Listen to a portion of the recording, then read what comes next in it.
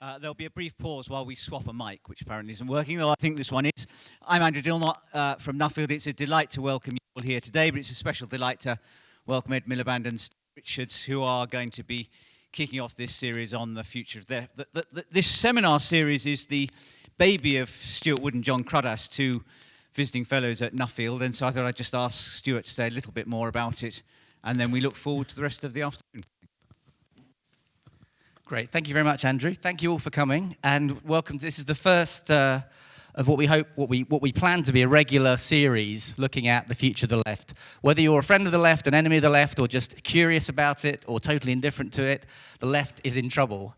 Intellectually, politically, organisationally. And it's not just in trouble in Britain, I think it's in trouble across Europe, and maybe even wider than that. And we wanted to have a chance a safe space to look at what's gone wrong, to look at fresh ideas and not just about policy, but about philosophy, about organisation. So that's what we hope to do. We've got Clive Lewis, Owen Smith, and Margaret Hodge coming up this term. And next term we'll have people from the right of politics who are going to be talking about the left as well. So we're going to mix it up. I hope as many of you can stay engaged as possible. And Andrew's going to say one more thing. Thanks for coming. Which is, I forgot to do the flight attendant bit. I'm absolutely confident there won't be any kind of fire emergency. But if there is, if you're in the main hall, then you can leave by the door at the back or either of the doors at the side. If you're in the overflow in the JCR, please leave by the main door. Thank you very much. Andrew, thank you.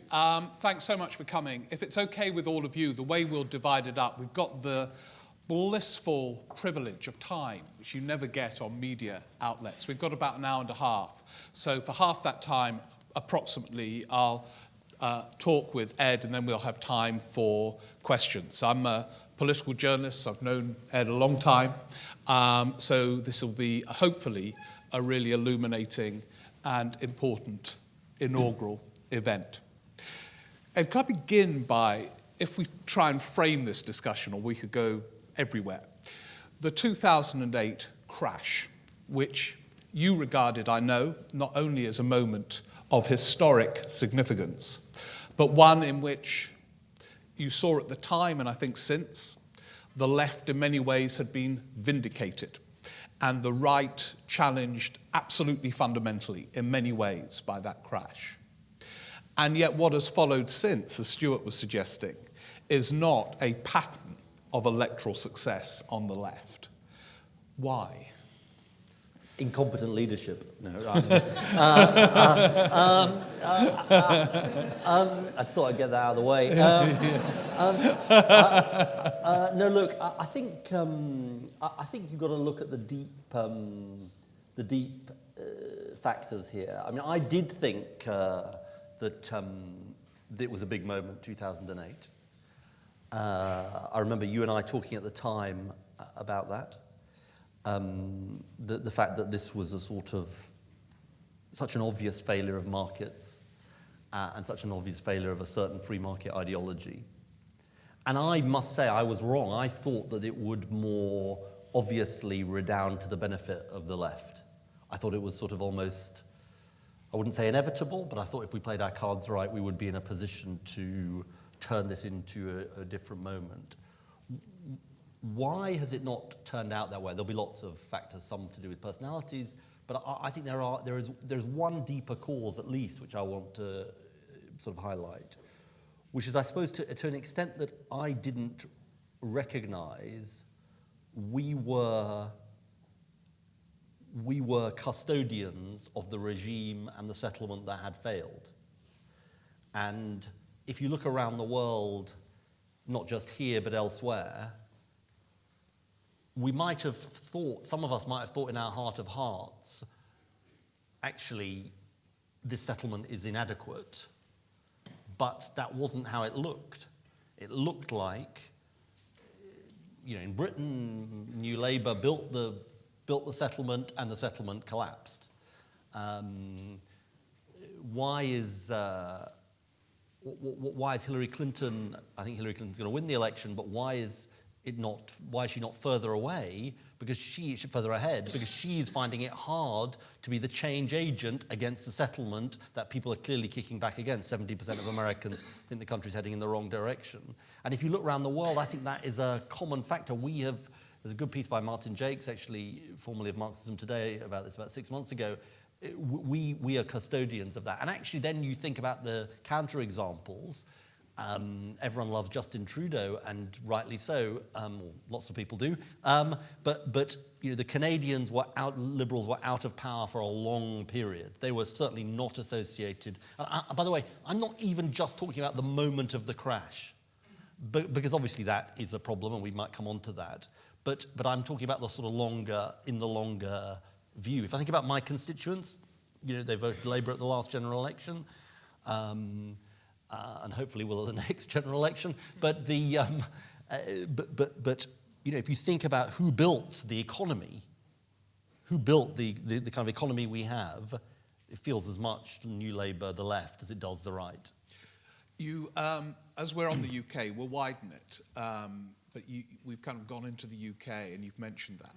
You say that part of the problem, and for you, when you took over, was that New Labour had been perceived as part of the order that brought about the crash. So obviously you could not be a beneficiary of a reaction against it. Was it also part of that new order? In other words, is that perception right? It's not just perception. No, it's reality. It's it's reality as much as perception. Look, the New Labour settlement, Stewart and I used to talk about this a lot, kind of thing we do. The New Labour settlement was, as I saw it, to inherit a kind of relatively free market economy with, as Tony Blair famously boasted, the most deregulated labour markets in the whole of the Western world, as he said in the foreword to a industrial relations white paper. We remain the most deregulated labour markets in the whole of the Western world, more or less said that. So to inherit that, make some modifications, but to use the proceeds from the city and so on to do great things on public services, which I think we did, health, education, tax credits, and so on. And, some people think I was overly critical of the Labour government. I personally don't think I was. I think people focused on my criticisms, but on domestic policy, I think we were too sanguine, not just about inequality. People say, Peter Mandelson famously, intensely relaxed about the filthy rich. That is in a way the superficial point, but there's a deeper point, which is, for my constituents, a deregulated labour market means insecure work, means 0 hours contracts, means a whole set of things that come with it, as against the old settlement, which was mining jobs, status, pension, etc. I'm not saying bring back the mining jobs, but I am saying that, the core of this, as far as I can concerned, is not an unfair critique, but a fair critique. Given that, it's very interesting because you were criticised a lot by some of your colleagues for not more robustly defending the record of the Labour government. Yeah.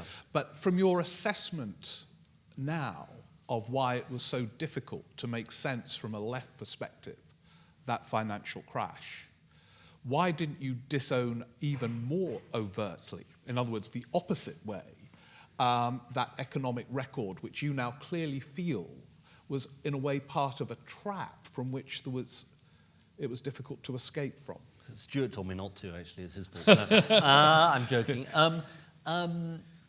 Well, I think precisely because I was struggling and wrestling with partly party unity, partly because I don't think, New Labour was the same as the Tories on the economy. We had the minimum wage, we had tax credits. They were good things that didn't happen under the Tory government. People were paid £1 an hour. So to portray them as exactly the same is wrong. Yeah. But did we not change enough? No, correct. We didn't change enough. We were too sanguine about that settlement. So I think it's partly reality, that I think to lump everybody in the same boat is not correct.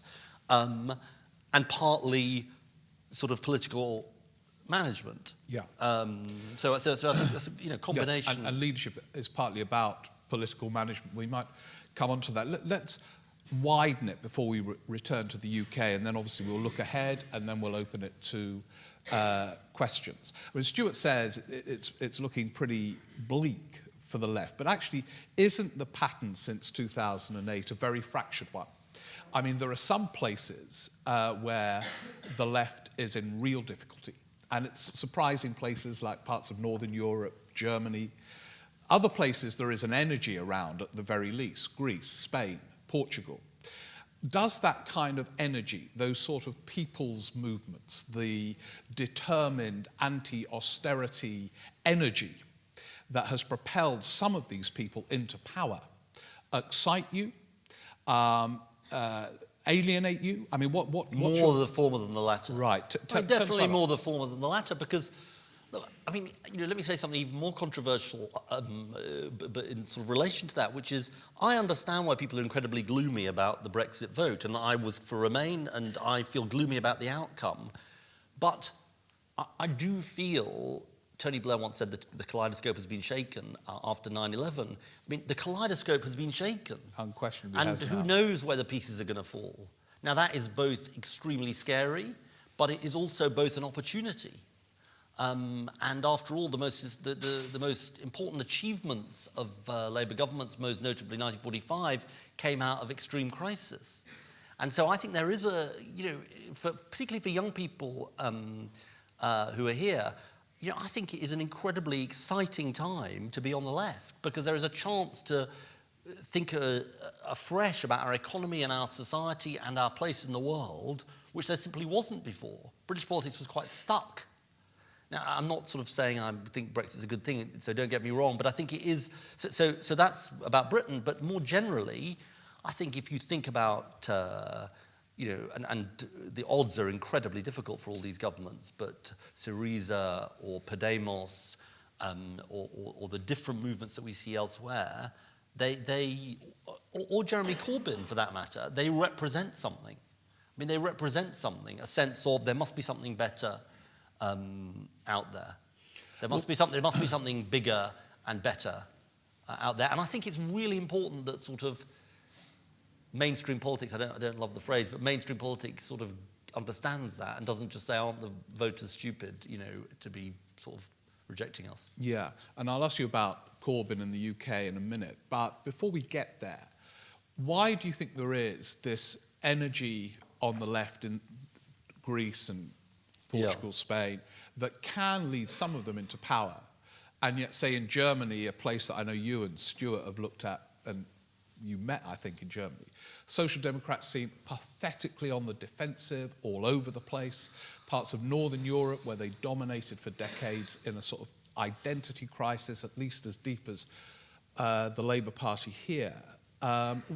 Why do you think it's... Look, I think there are there'll be other people in the room who know more about Germany than me. There are particular circumstances in different countries. Right. I mean, clearly... So you don't think there's any... Well, clearly, here? Merkel is a dominant figure in Germany. I will say one thing, though, that is interesting. You see, look, the right, where it has been successful, and you may want to ask me about Theresa May as well, is trying to dominate or trying to own this feeling of anxiety, discontent, and all of that. I mean, clearly there is a sort of anti-immigrant populist right as well. But, I spent a bit of time in Norway this summer, where the Norwegian Prime Minister, who's from the right, is definitely seeking to occupy the centre-left space and to be a sort of better social democrat than the Social Democrats. In Sweden, the left are in power, but until recently there was Reinfeldt was from the right, but again trying to occupy the centre-left space. It tells you something about their response to the mood of the country. You mentioned Theresa May, so let's move to the UK one way or another. She said in her party conference speech, it's time to talk about the good government can do.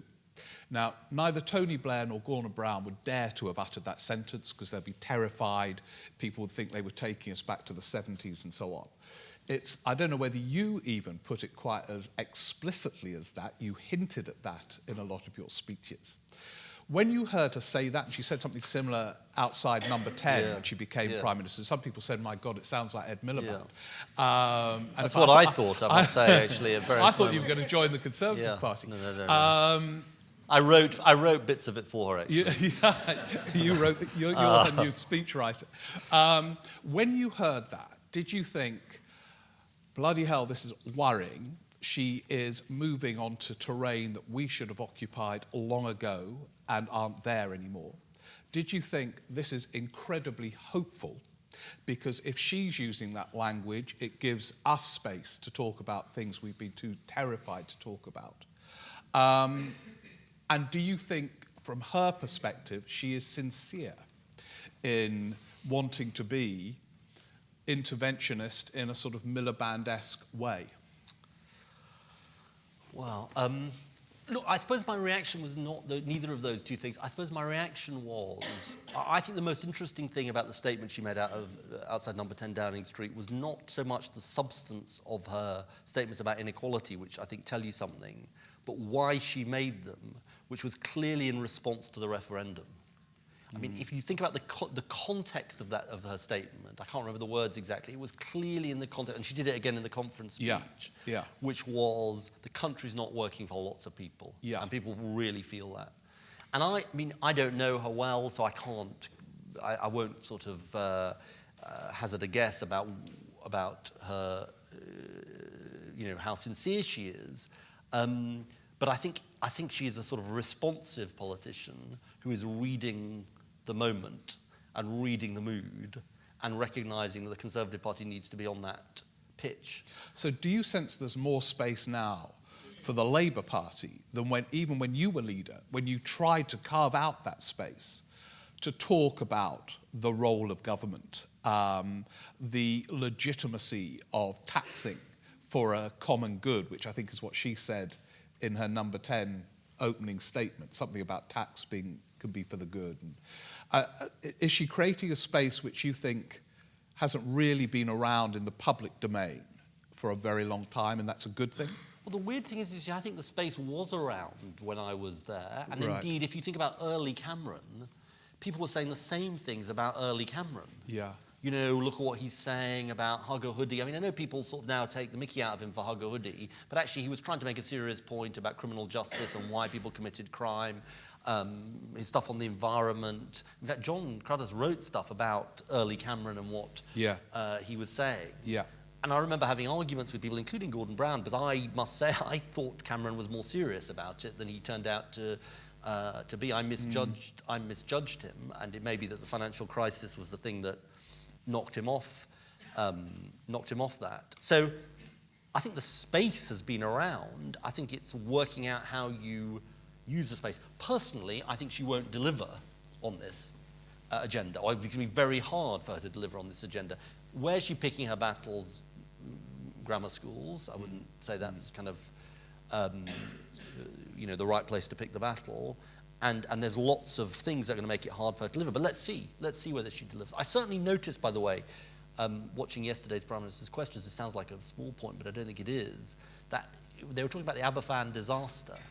And she said something which really struck me. She said, it's once again an example of the powerful not listening to the powerless, or something like that. And I couldn't imagine Cameron having said that. No. Now, maybe that's partly her experience as Home Secretary, somebody said to me, over Hillsborough and so on. So we'll see. But I think it's look, the opportunity is for the Labour Party to say, and the left to say, right, look, if you're really going to be serious about this space, here are the things you need to do, fundamentally. Yeah. It was interesting when I asked you just now about whether you were excited or wary of the energy generated by some of the successful left forces like Syriza in Greece. And it's interesting because when they won, you were leader. Yeah. And I remember thinking, actually, I wonder what you think about that. And my guess is that deep down you were quite excited.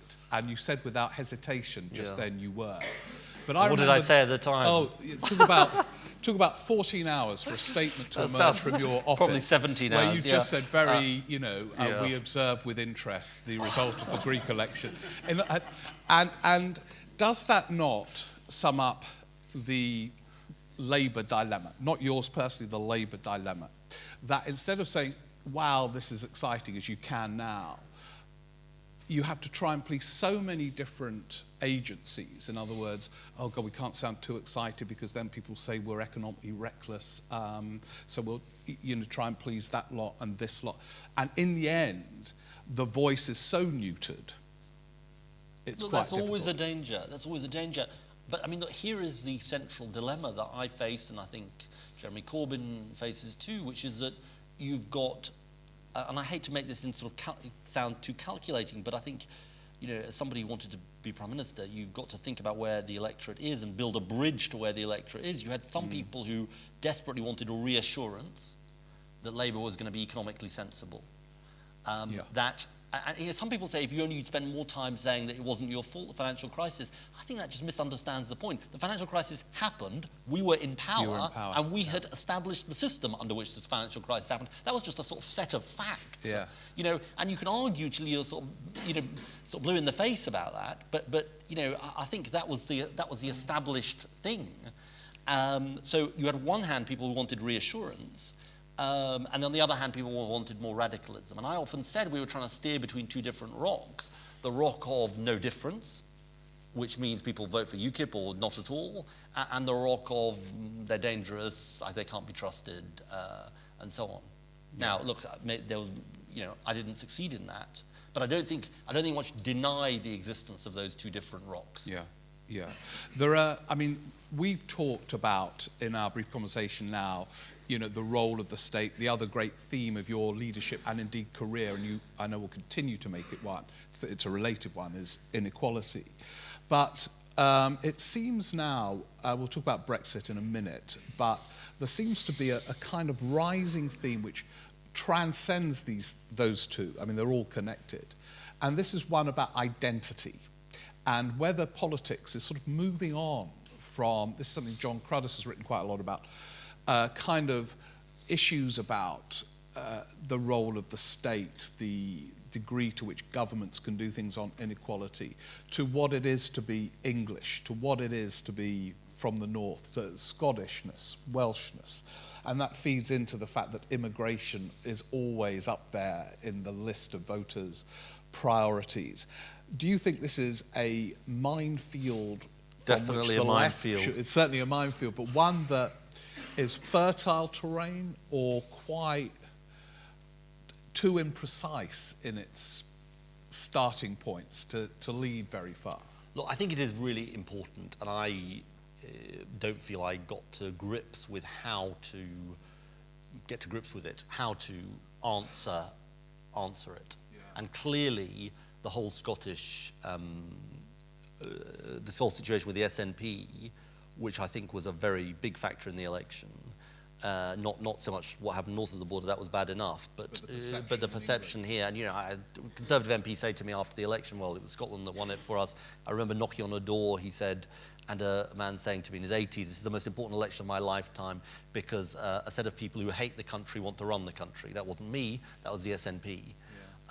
So I'll just ask you about that very specific, because it does relate to this whole thorny area, which is presumably part of you during that election campaign would and could have said in an ideal world, actually, on most issues, Nicola Sturgeon and I agree. We could work perfectly well, except for this one, which relates to identity and nationalism and all the rest of it. But you couldn't. You had to sort of say you'd never speak to her. Yeah, but look, the problem with the Nicola Sturgeon problem was twofold. One, the problems that I didn't want to sell my own people down the river in Scotland who are, after all, fighting the SNP. Part of the problem. As well as the related problem. But look, on this wider question of identity, I'd say two things to you.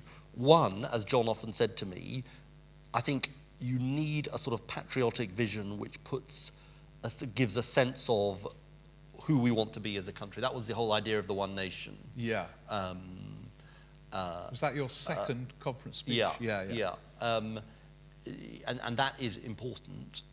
But look, I suppose secondly, I sort of feel, the reason I find it hard to get to grips with is I feel it's more sentiment than it is more sentiment than programmatic. Now that's fine because sentiment matters, but you can't identify a policy well, it's not so programme. much a policy program, but it's like, where does it take you and what does it say about what you should be doing? I'm Yeah. all in favour. Look, I think devolution of power is important. Establishing a sense of English identity is important.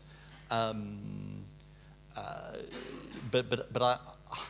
I can't help feeling that the sort of economics of where we are and where we are now and in the future is the most important issue for me. Yeah, yeah. On the other issue of the moment, Brexit, I mean, obviously all of these things that we're talking about are interconnected. Do you say, I mean, you've decided to take quite a high profile in this Brexit debate. Do you sense that this is an issue, if it becomes a crisis for the Conservative government, could be some kind of agent for a revival on the centre-left? Or do you think it is an issue cocooned on its own, which will attract Tories, Lib Dems and all the rest of it, and then you will all go your separate ways? In other words, is it going to be an agent for something quite profound in British politics?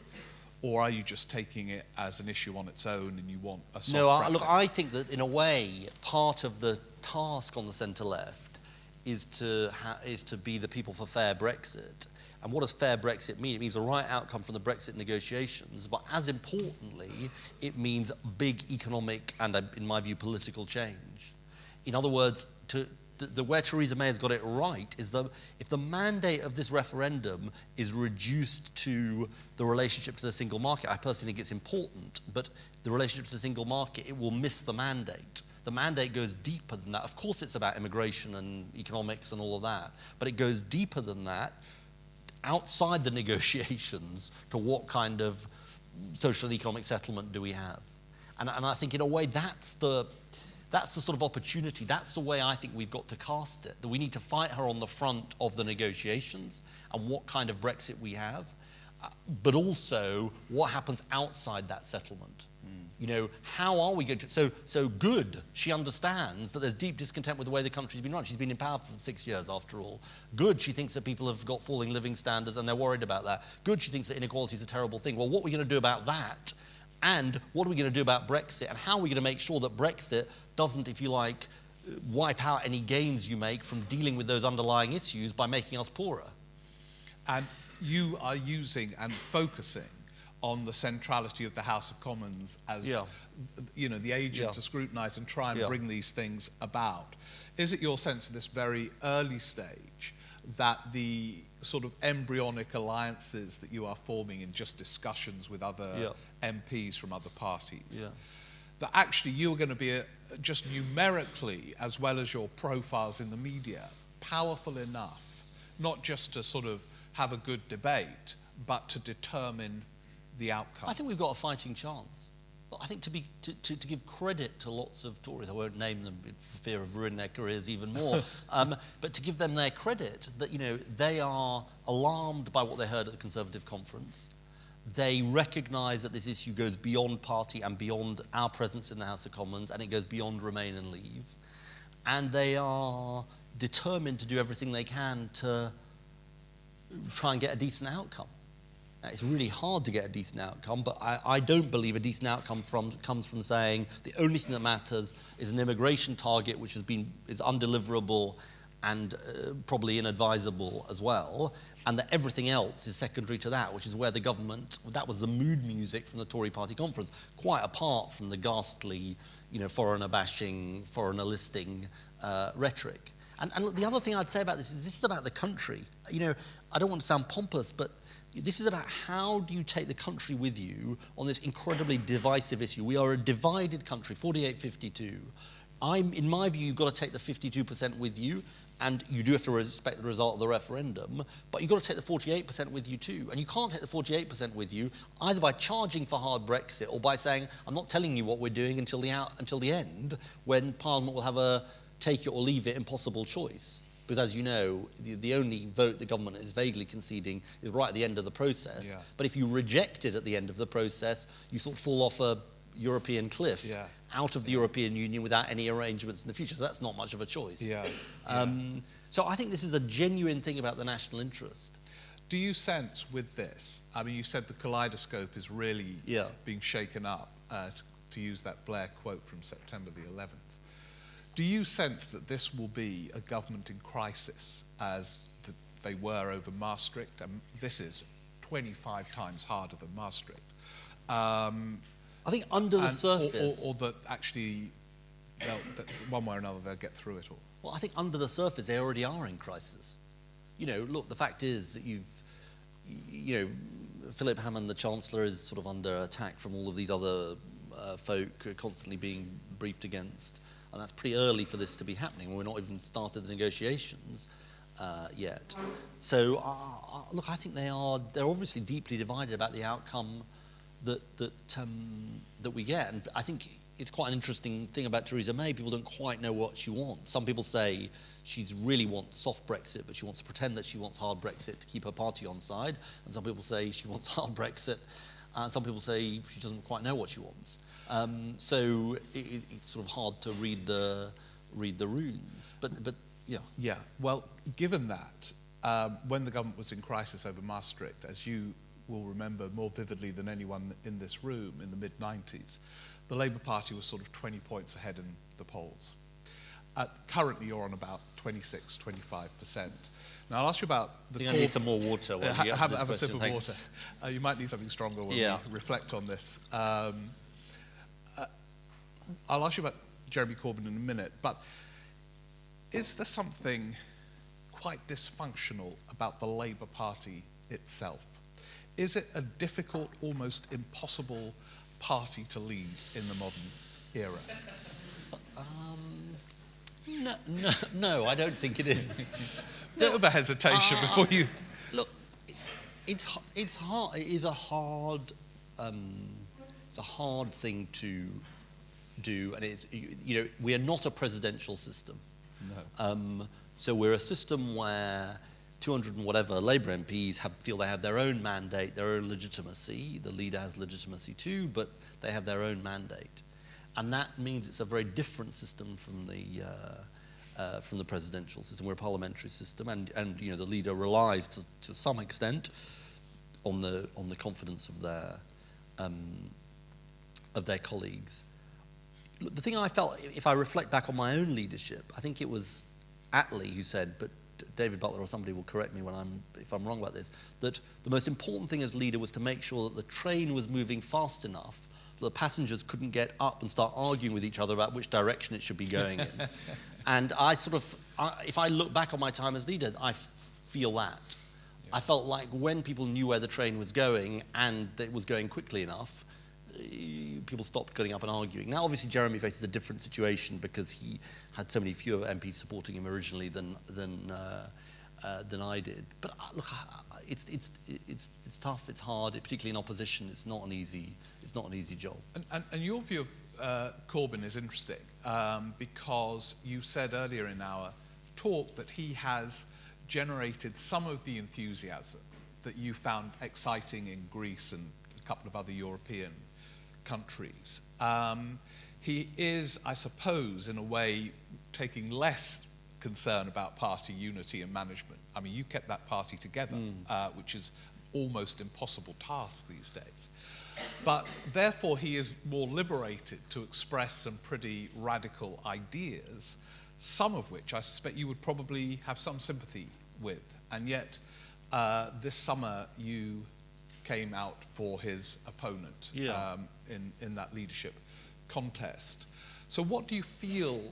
Do you feel torn about it, that you are excited by some of the things that he represents and espouses, the energy that he has unleashed, but clearly, like any Labour supporter, you must be alarmed by that 26% when you should be miles ahead. Well, look, I think politics. On the last point, I think politics is fluid, but I think what is his great achievement, and I don't think this should be underestimated, is if you and I had been talking before the general election, and if you'd been asking me whether, if we lost, who would take over, we wouldn't have immediately thought Jeremy Corbyn was going to take over, but also we wouldn't have thought the Labour Party would become a party of 600,000 members. And I think the many eminent expert people in this room would also have found it hard to believe that in the modern era, a party could get 600,000 people to join it. And that is his great achievement. He has fired an enthusiasm among people, which one mustn't sort of underestimate. It doesn't make him prime minister, but it is important. As far as the summer is concerned, I felt that he had lost the confidence of a significant majority of parliamentary colleagues, and it was very hard, therefore, for him to carry on. But he won the leadership election. And in a sense, he's put that to bed by winning the leadership election. And now he's got to be allowed to get on with it. And I think there is actually a will in the parliamentary party to allow him to get on with it. And in terms of those leadership rules which you established, which allowed people to sign on for £3 or whatever it was, as you know, people are still furious about that. Some people saying this is what got him. I know, but they're wrong. I mean, I know the membership would have voted him in anyway. He won every section the first time round, and every section the second time round. But and do look, you regret? No, look, and let me say this. I mean, it's really important at this point. The fact is, every modern political party, at least the ones I know about, has a leader elected by their members. The Conservative Party, which is not the most modern party in the world, has its leaders elected by its members. So now, of course, it was circumstance, Falkirk and all of that, that brought about this thing. But I'd sort of had a bash at it earlier on. It hadn't quite worked out, the first phase of reform. But I don't think anyone objectively looking at should the leader be elected by their members say, well, no, they shouldn't be elected by their members. I mean, I just can't see. Now, it so happens that the so-called £3 people who became £25 people, that was partly from the right of the party saying, we can't just have these trade union affiliated people making the determination. We've got to open it out to the public. The French did it. We've got to do it ourselves. So, look, I think at the sort of principled level and at the practical level, I think he won the election fair and square, and I think it's very, very hard, and I would not agree with those who say you shouldn't have a party leader elected by their members. As I say, there is a threshold where you have to get 15%. That was what we built in to make sure you had the requisite support in the parliamentary party.